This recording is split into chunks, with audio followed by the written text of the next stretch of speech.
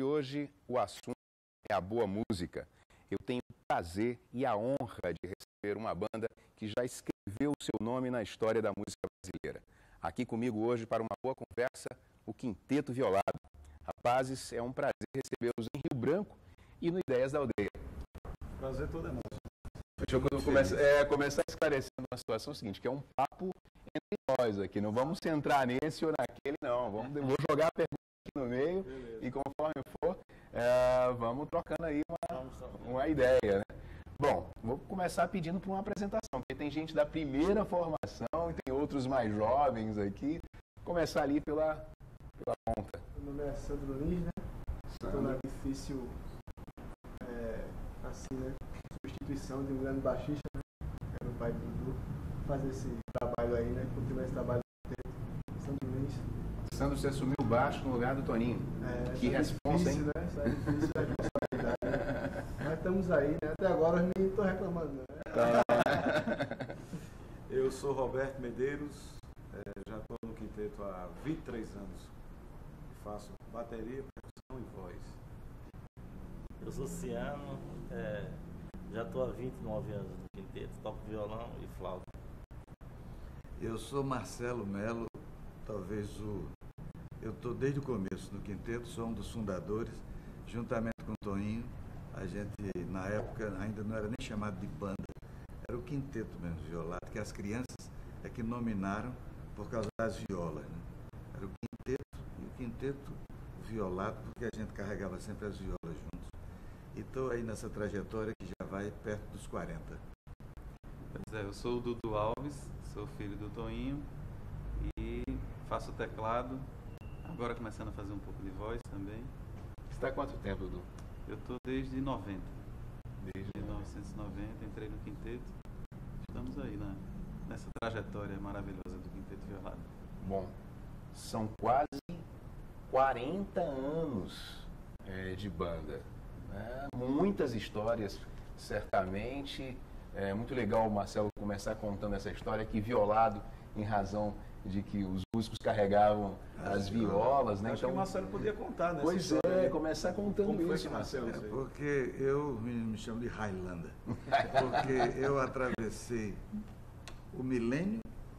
Nós criamos o grupo no século passado, mas eu acho que é o seguinte, a importância que eu vejo no trabalho é que a gente mantém uma proposta com muito respeito a ela desde o início, e isso faz com que a gente tenha sempre uma preocupação de atualização.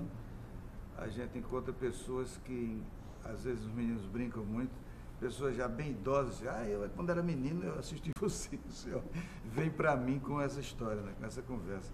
Mas dizem também que o quinteto não se permitiu envelhecer, porque a gente teve essa preocupação de estar sempre antenado com as coisas que aconteciam.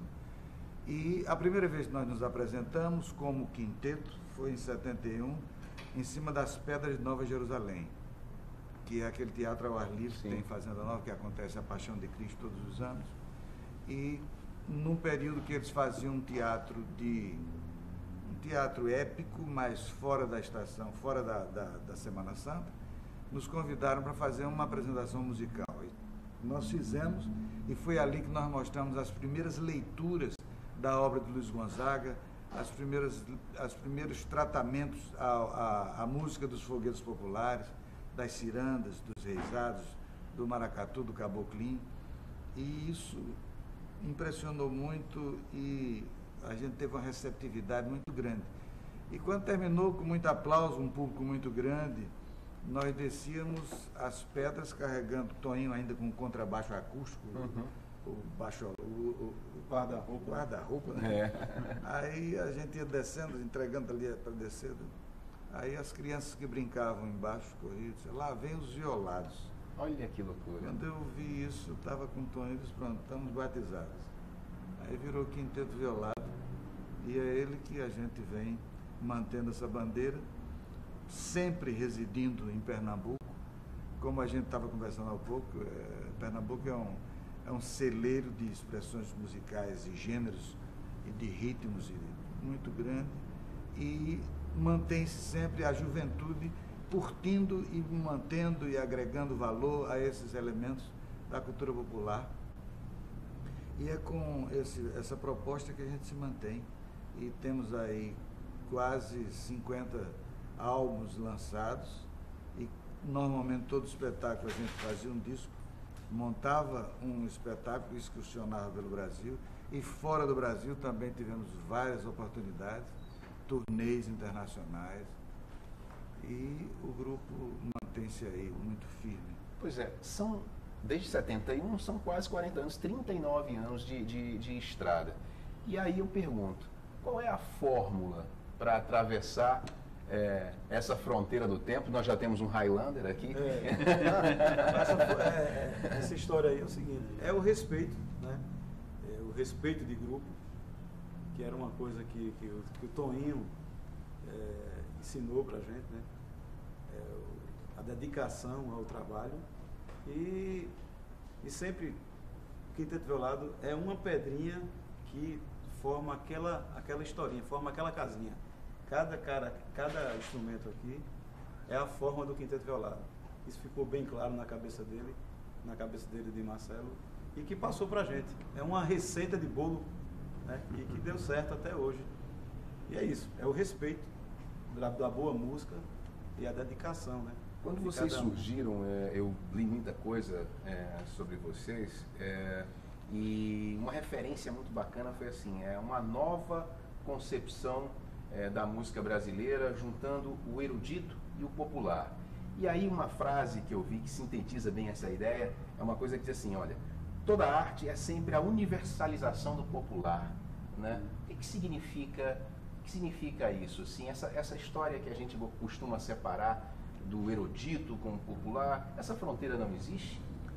Olha, eu poderia até dizer o seguinte, ela é muito tênue, porque todas as expressões populares, quando nós começamos, a gente começou fazendo um trabalho para um publicitário paulista chamado Marcos Pereira, que ele pediu que nós fizéssemos um mapeamento da cultura musical nordestina. E estava junto conosco Ariano Suassuna, Hermílio Borba Filho, Padre Jaime Diniz, Paulo Cavalcante, intelectuais, pessoas que pensaram e passaram para nós a responsabilidade da gente pesquisar, registrar e tratar, mostrando a nossa leitura e mostrando o original daquela coisa. Isso foi muito importante para a gente perceber que a música da aldeia, ela tem as influências de toda a erudição que trouxeram para cá os colonizadores. Então, a influência da música europeia, a influência da música africana, o que existia de musicalidade, que ela existia nos nativos indígenas daqui. Então, tudo isso se misturou e como o Nordeste se preservou durante muito mais tempo, como a região mais pobre, mais distanciada da tecnologia, ali se sincretizou um processo que ali, até um pouco tempo atrás, a gente ouvia dizer, que é onde está a brasilidade mais eficiente da música, porque no Sul, os grupos de migrações vinham e se fechavam, entendeu? Se distanciavam da sua origem e se fechavam entre eles, não havia. E no Nordeste não, misturou-se a coisa toda. E eu acho que é aí que a gente encontra a ligação de pegar um rabequeiro tocando num cavalo marinho, frases que você encontra que é Vivaldi. Entendeu? Olha só. Então, Vila Lobos trabalhou muito nisso, o Radamés, Niátali e tantos outros grandes escritores de música trabalharam esse aspecto.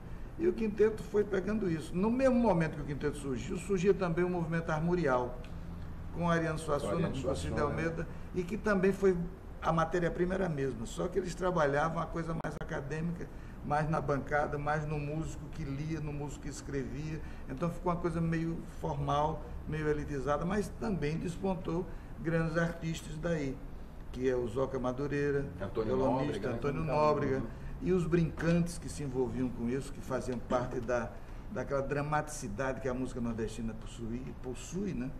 E isso o quinteto trouxe de uma forma mais livre, mais aberta, mais intuitiva, e foi que deu também, certamente, uma popularidade maior ao trabalho que a gente fazia, tanto nos patamares de igreja no interior, em cima de caminhões de feira na rua, como nos recintos mais requintados dos teatros municipais desse país e fora dele. O primeiro disco é o quê? De 72?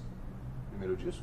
Exatamente. O primeiro disco é de 72, né? Que é que tem aquela capa polêmica, né? Tem Pois um cavalo mecânico. uma figura meio mítica ali, né? Tem Meio um cavalo mitológica, mecânico. um cavalo ali naquela coisa. Modernoso, Muito né? pra época. Pra né? época é uma loucura, né? Eu imagino. E traz um arranjo maravilhoso de asa branca, que eu tenho duas sensações quando escuto, sempre escuto aquele arranjo.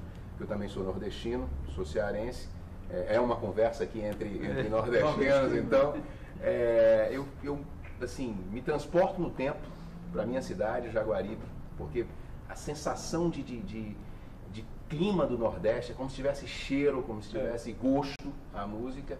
E uma outra sensação é que parece que eu tenho a impressão que eu vou ver um vaqueiro correndo no meio daquele cenário árido do Nordeste, em meio àqueles espinhos, chique-chique, enfim, porque a música tem muito movimento.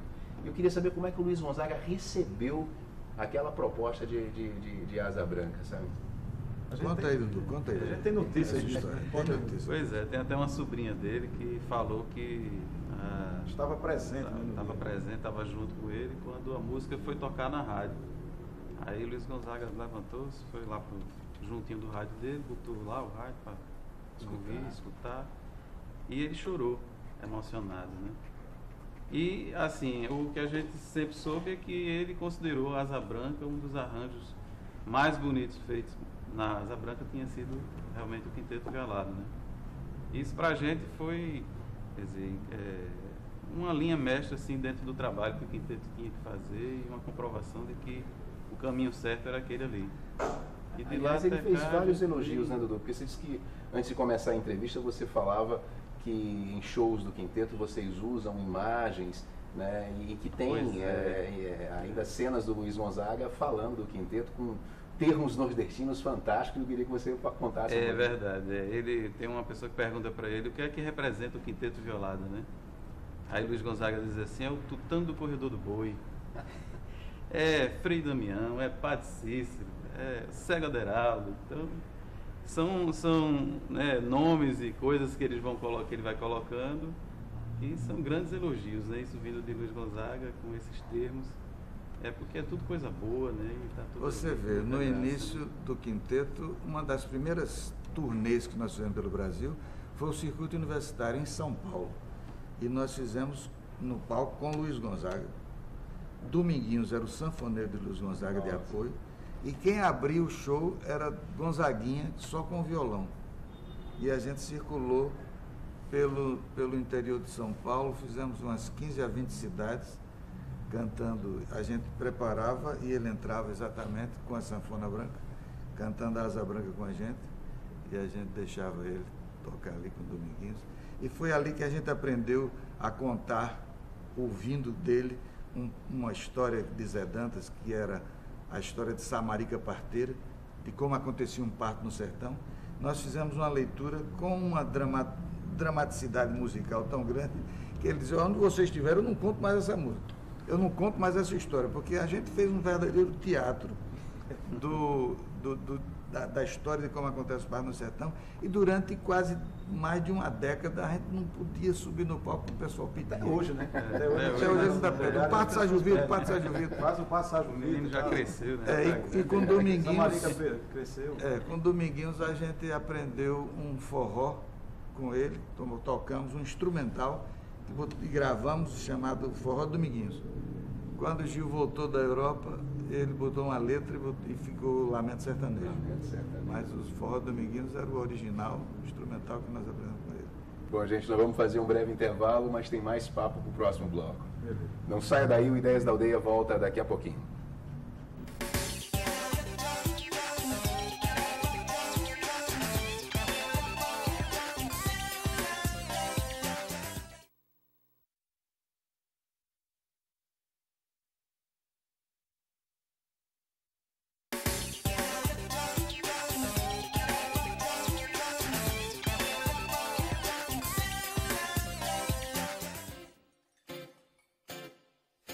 Quem vai pro lado de lá fica querendo voltar.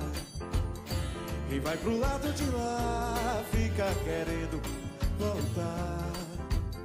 Só de um apoio de saudade que o povo dessa cidade gosta de te ouvir cantar. Cante forte com carinho, canta, canta, Toninho, pro povo desse lugar. Quem vai pro lado de lá fica querendo voltar.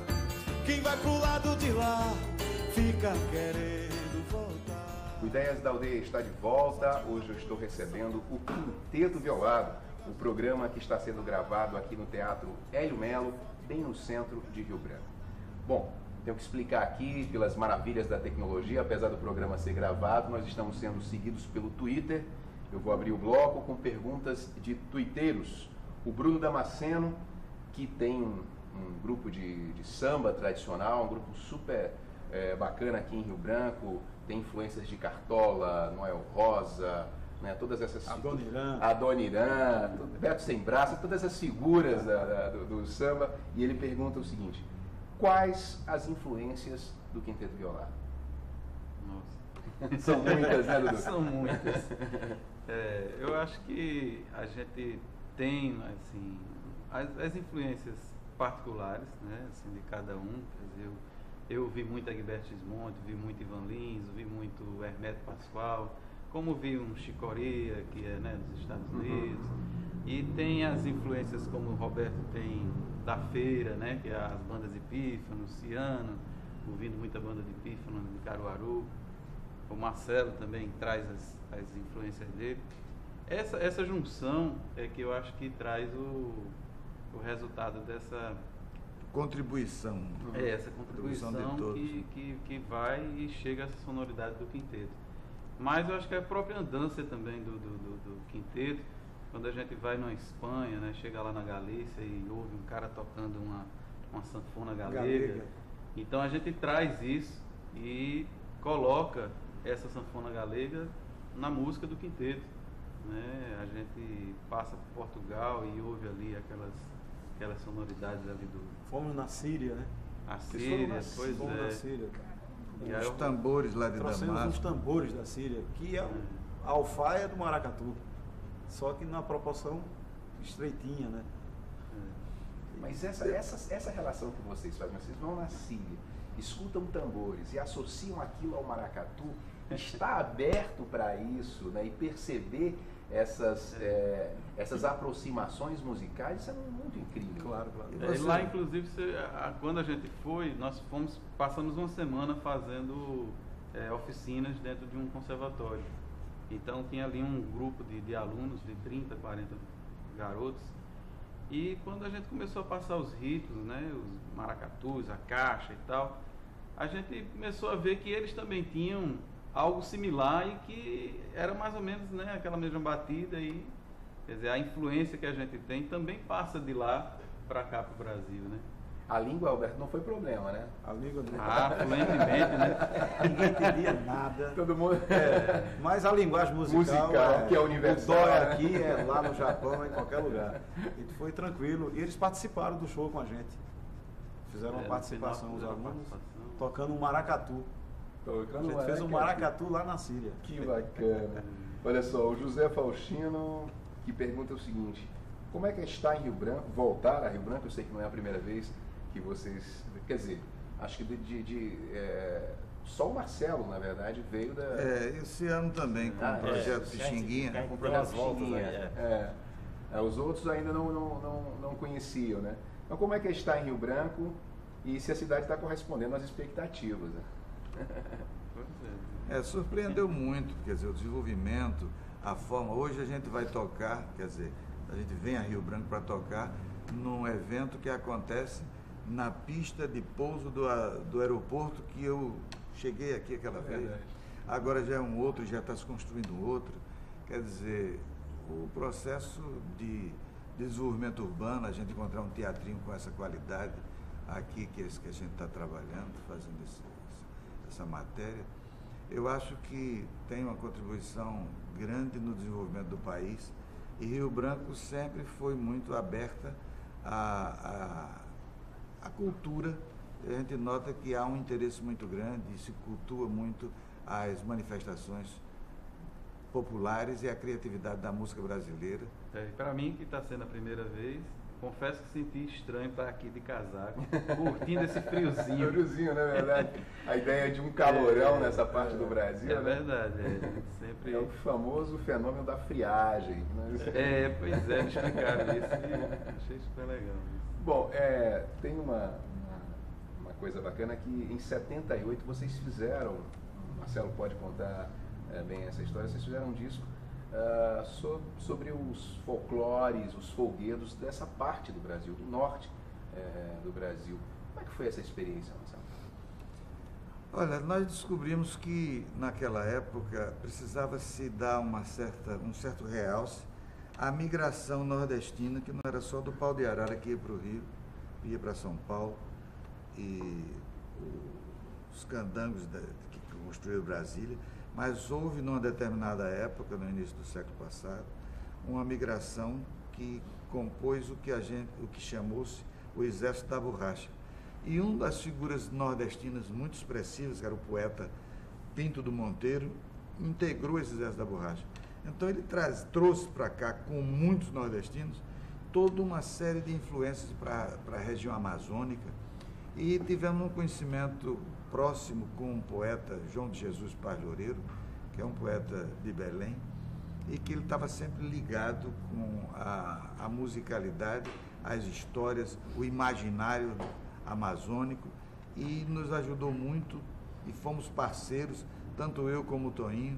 Então a gente trabalhou a lenda do Cobra Norato, as superstições, as canções marginais dos rios, a boiuna, enfim, todos esses elementos fantásticos que povoam o imaginário dos povos da floresta. A gente conviveu com isso e montou-se um espetáculo e gravou-se um disco naquela época chamado Até a Amazônia. Até a Amazônia. Né? Até a Amazônia. E com esse espetáculo a gente rodou o Brasil apresentando. Era muita informação junta, mas o espetáculo é muito bonito. E tem hoje o registro de um disco, Até a Amazônia. Por sinal, as pessoas, era até bom a gente aproveitar, poderá acessar toda essa discografia do quinteto através do site www.quintetoviolado.com.br. Tem uma lojinha virtual, né? Tem uma lojinha virtual. Então ali você tem toda a discografia, as turnês, alguns vídeos, alguns detalhes de cada obra, você pode ouvir alguma faixa. E o Até a Amazônia está lá. Por falar em turnê, eu queria que vocês falassem um pouquinho da história do ônibus, porque um dado momento aí na trajetória do quinteto, vocês compraram um ônibus, um aspecto meio mambembe ali para viajar. Isso também eu acho que faz parte da história do começo. A gente teve um patrocinador que era um sistema financeiro, já não existe mais, o sistema financeiro Banorte. E nós conseguimos associar a marca deles à imagem do quinteto, que era uma imagem muito saudável, de expressão cultural com muita dignidade à cultura popular brasileira. Então eles associaram isso, sem interferir na nossa criação, nas nossas coisas, mas nós fomos praticamente embaixadores dessa expansão desse sistema pelo Brasil. E eles nos apoiaram e compraram para nós, quer dizer, fizeram uma troca de serviços ali, um ônibus grande, nós começamos a viajar, depois passamos para outro ônibus. Nós tivemos 6 ônibus, ia usando, parava, usando, parava. Andou-se mais de 2 milhões de quilômetros na primeira década, e eu anotava tudo por onde passava. Às vezes a gente saía de Recife, passava 3, 4 meses viajando. E naquela época se faziam temporadas nos teatros. Hoje não. Hoje não se faz mais isso. Mas a gente passava no Fonte da Saudade, lá no Rio, a gente passou 3 meses. Olha aqui. Foi ali que a gente abriu um espaço que apresentou Elomar, o cancioneiro lá do Catingueiro, né? Que abriu esse espaço para o Bendengó de Jereba. E foi ali que a gente abriu espaço para Xangai, que era da mesma escola. E foi numa dessas turnês que nós trouxemos de Campina Grande Elba Ramalho, que fez a fateira num momento dramático que a gente tinha dentro do espetáculo A Feira, que era um cordel, era a briga do fiscal com a fateira. e ela cantava conosco, enfim, deu o primeiro passo para a carreira brilhante que a Elba Vocês tem. são uma espécie de padrinhos ali da carreira da Elba Ramalho. E quando nós fizemos 25 anos, aí a gente já não estava mais andando de onde, porque as estradas já não estavam boas. Quando a gente fez 25 anos, nós Se renderam escreveu-se um livro chamado Bodas de Frevo. E na época o crítico de música, os intelectuais, todos davam depoimento. E Sérgio Cabral disse que o quinteto foi um divisor de águas da música nordestina, porque depois do quinteto aí despontou o Fagner, o Alceu Valença, o Geraldinho Azevedo, Elba Ramalho, o próprio Naná Vasconcelos, que tocava com a gente antes. Enfim, abriu-se uma picada aí para esses grandes artistas tomarem um caminho e houve muito mais facilidade e consideração e atenção para a música nordestina dentro do ambiente daquela ilha que era o eixo Rio-São Paulo, né? Então, nós tivemos essa responsabilidade aí. Rapazes, olha, o papo está tão bom que normalmente o programa tem 2 blocos. Mas eu vou fazer mais um, porque eu acho que ainda tem muita história para a gente conversar. Não saia daí, o Ideias da Aldeia volta daqui a pouquinho.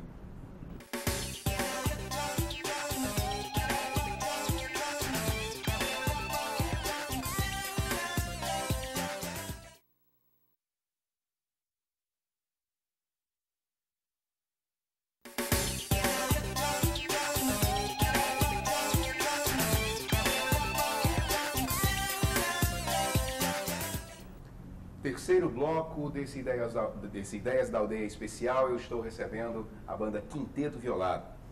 Bom, tem uma pergunta aqui que veio da produção, que é mais ou menos aqui para o Dudu e para o Sandro, que é como é que é também participar desse encontro de geração, né? Que é muito legal também de ver gente mais nova, com gente mais experiente. Bem colocado. Realmente, assim, para mim, que como, né, filho do Toninho e acompanhei o quinteto desde o comecinho, né? Então, sempre que estava de férias, viajava com um grupo e tal. Vim amadurecendo já ao longo da minha vida, né? E trocar essas experiências realmente é fantástico, porque quando eu entrei no quinteto, logo um tempo depois, eu tive a oportunidade de sentar assim num teatrinho assim legal, e foi quando surgiu a ideia de se gravar o disco Quinteto Canta Vandré. E ali a gente sentou ali naquele teatro, ficamos ali com o Geraldo Vandré sentado num banquinho, ele passando umas músicas pra gente, e a gente com um gravadorzinho ali gravando e tal, e ouvindo. E aquilo para mim foi muito marcante, porque, né, foi uma pessoa que fez história nesse país, né, ainda faz. E tanto que anos depois a gente veio e lançou esse DVD, que é um DVD Quinteto Canta Vandré, se chama Uma Canção que Virou Concerto, onde o Quinteto Violado faz mais ou menos aquilo que você estava falando, quer dizer, vindo do popular ao erudito. Uhum. Então o quinteto toca aí com uma orquestra sinfônica, tem 70 crianças, né? São meninos aí de 15 a 25 anos mais ou menos, tocando. Do Conservatório Pernambucano de Música. Ah, no conservatório, né? E a gente gravou no Santo Isabel, um teatro maravilhoso lá de Recife. Inclusive foi a última gravação, o último show que o Toninho fez junto com a gente. Que legal. Que documento, hein? Então tem um documentário fantástico, que isso aí você só vai encontrar no site do Quinteto Violado, né? Aí o Toninho fez também uma outra proposta, que era uma proposta de tocar o frevo o ano inteiro, né? Então a gente fez esse disco 100 anos depois, Esse é muito Frevo legal. no Pé, que aí é onde faz uma mistura, você vai para um frevo latino, faz um frevo pop, faz de É um tudo. tributo ao frevo. Nos 3 gêneros, no gênero de frevo canção, de frevo de bloco e de frevo de rua instrumental. Bacana. Aí depois que o Tonho foi, né, deixou a gente aqui, não avisou nada e foi-se embora, o bicho, acho que não queria mais ficar tocando com a gente, não. Aí a gente resolveu fazer esse disco chamado Quinto Elemento, que inclusive a gente é um disco autoral. E Isso é tudo autoral, né? Tudo autoral, é. Foi na verdade assim, a gente já estava num processo, porque o quinteto já vinha comemorando, né, os 30 anos do quinteto, aí regrava aquelas músicas mais marcantes, aí 35 anos também, aí bota aquela, não pode faltar aquela que é do começo da carreira e tal. Então, quando a gente resolveu fazer esse CD, o Quinto Elemento, já foi com a ideia de dar uma renovada, né, de como sempre o quinteto fez desde o começo, quer dizer, a inovação, né, então a gente buscou trazer composições novas, composições inéditas para esse novo disco. E se você, Sandro, para participar dessa... Para mim, quando eu comecei a estudar música, né, e comecei a ouvir a boa música, aí eu não podia deixar de escutar o Quinteto Violado, né. Aí, caramba, pô, bicho, um grupo muito bom, de harmonia muito boa. Aí, com o passar dos tempos, né, as pedras foram se encontrando, aí surgiu a oportunidade de trabalhar com esse grupo maravilhoso, né. E para mim foi um êxtase, assim, né, tá toda a minha família, e minha avó, né, desde pequeno que via Marcelo. Ela chorou, né? Ela chorou. Pô, bicho, quer... Você está há quanto tempo na Eu tô banda? há... quanto tempo? 4 meses. 4 meses, 4 né? meses é um prazer. Está chegando agora, né? É um prazer muito grande. Mas chegou e chegou bem, ele é um músico fantástico que está aí com a gente, contribuindo muito. Porque o quinteto tem muito isso, né? É aquilo que a gente estava conversando, assim. Cada um Aquela tem que dar, receita do bolo. a sua contribuição, né? E aquilo tem que se unir muito bem, né? Isso, inclusive, nas gerações que se encontram. Isso Claro. é muito legal, né? Eu acho que essa formação hoje, que está aqui, eu acho que tem uma coisa boa, né? Tem uma química legal. Tem uma química né? boa. Legal. O Sandro, quando entrou, deu uma esquentada na história. A gente, sei lá, acho que pegou mais pique na coisa. Um sangue novo, né? Sangue Tá entrando, novo, o cara sangue afim de novo. tocar e tal, não sei o quê, papapá. E a gente ensaiou pra caramba com ele, pra poder pegar as coisas todas os arranjos que são complicados, né? Pra ele, era aquelas coisas que o Toninho fazia, tá? Aquelas baixo invertido e tal. E ele pegou direitinho, rapaz. Bom, mas para fechar a nossa conversa, eu queria que vocês falassem um pouquinho da Fundação Quinteto Violado, né? O que propõe a Fundação? Que ideia é essa? Olha, como o Quinteto Violado sempre trabalhou de tudo isso que a gente falou no programa, então a gente buscava referências na nossa identidade, nas manifestações populares, não digo nem preservação, mas nem digo resgate, mas era numa valorização do homem criador nordestino através da sua arte musical. Nós sabíamos que tinha uma função social dentro do nosso trabalho. E uma fundação é uma instituição sem fins lucrativos que tem esse objetivo de desenvolver projetos socioculturais focados na música, mas que possa dar uma contribuição. E essa contribuição a gente tem conseguido realizar através de projetos e interagindo com instituições como o Ministério do Desenvolvimento Agrário, onde a gente alcança dentro dos territórios rurais uma grande possibilidade de descobrimento de ícones culturais ali dentro. Tem trabalhos com o Ministério da Cultura, trabalhos com a Embratur na área de turismo, tem trabalho com a educação de jovens, de preparar jovens na área do espetáculo. A experiência da gente ia trazendo esses dados e a gente diz, eu acho que com a fundação a gente tem mais possibilidade de desenvolver. E foi isso que a gente fez. E hoje a fundação já está com 14 anos, ela tem aí um repertório de ações e de trabalhos, inclusive um dos trabalhos que foi a Frente Cultural, que a gente não falou aqui, mas na área da Missa do Vaqueiro, que é aquele acontecimento social que se dá em Serrita, no sertão pernambucano. Gerou 2 discos, inclusive. Gerou 2 discos, eram 2 discos da mesma trilha, apenas com leituras diferenciadas, mas a gente se ligou muito ao vaqueiro, ao canto do vaqueiro, que é o canto de trabalho dele, que é o aboio, e que Toninho tinha uma informação muito boa do canto gregoriano, ele chamava aquilo o canto gregoriano do sertão. E nós conseguimos montar com os vaqueiros um coral de aboiadores, onde eles criam as suas canções. Então é o coral Aboio, que já vai no 3º CD gravado. Então esse trabalho, nós montamos uma cooperativa com eles, onde a gente também desenvolveu os saberes e fazeres do vaqueiro na lida do gado e na confecção da sua vestimenta, que é o gibão, dos adereços, daquelas bordaduras, daquela linguagem estética do vaqueiro, do gibão. Enfim, tudo isso a gente procurou trazer os mestres para repassar esses conhecimentos. Então, são projetos dessa natureza que a Fundação Quinteto Violado realiza. Gente, eu queria parabenizar demais a todos vocês pelo trabalho e eu queria agradecer muito a presença de todos aqui no programa de hoje. E dizer a você que nós ficamos muito felizes por mais essa visita ao Acre. Esperamos não demorar tanto tempo para voltar. Para voltar, certamente. E a gente tem tanta coisa para mostrar e eu tenho certeza que o povo acreano receberá com muito carinho, porque vem do nosso coração esse trabalho que a gente realiza. Certamente. Obrigado mais uma vez. O programa de hoje fica por aqui. Obrigado e até a próxima.